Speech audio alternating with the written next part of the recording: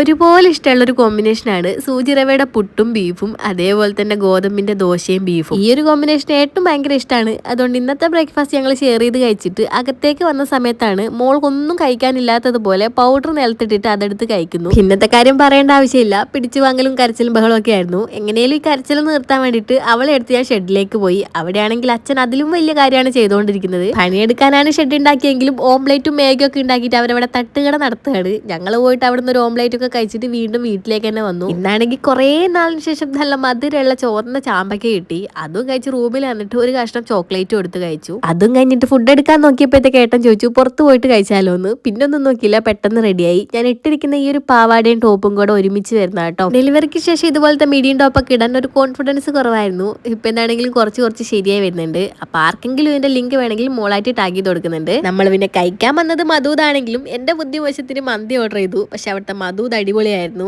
അത് കണ്ടിട്ട് ഞാൻ പിന്നെ ഏട്ടന്റെ പ്ലേറ്റിൽ കൈയിട്ടിട്ട് കുറച്ച് വാരി തിന്നെങ്കിലും എനിക്ക് മന്തി തന്നെ കഴിക്കേണ്ടി വന്നു. ആ ക്ഷീണം മാറ്റാൻ വേണ്ടി അവിടുത്തെ കോംപ്ലിമെന്ററി ചായ വലിയ ഗ്ലാസ്സിൽ ചോദിച്ച് വാങ്ങി കുടിച്ചിട്ടാണ് വീട്ടിലേക്ക് പോകുന്നത്. എന്താണെങ്കിലും ഇന്നത്തെ വീഡിയോ അത്രയേ ഉള്ളൂ. Love you all.